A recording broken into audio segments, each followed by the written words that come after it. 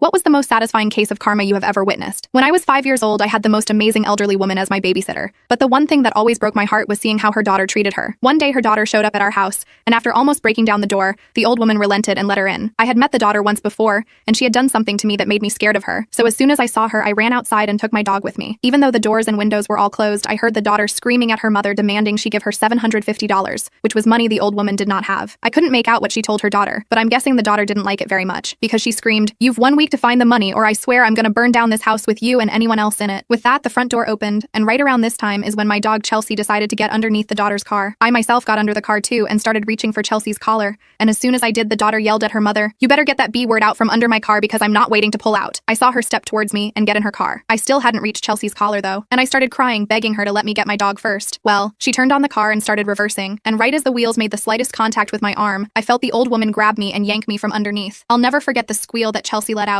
and the crunching sound that followed traumatized me forever. As I looked at Chelsea laying there lifeless, in between all my crying, I realized that the daughter was serious. She wasn't gonna wait for me to get out from under to pull out. My parents ended up firing the old woman in fear of her daughter showing up again, and that would have been that, had the universe not interfered. You see, a few weeks later when the daughter was going back up to her apartment, an elderly man bumped into her and knocked her groceries onto the floor. This man was blind and had made an honest mistake, but she didn't care. She kicked him, yelled at him, and even bit him. But there was one thing she forgot to take into account: the blind man's guide dog. The dog put himself in between the two, but when that didn't stop the woman, his instincts kicked in. He pounced at her and completely ravaged her, putting her in hospital with nerve damage in her right arm. The only reason I know this is because the old woman called my parents to tell them, not because she was sad, but because she wanted her job back.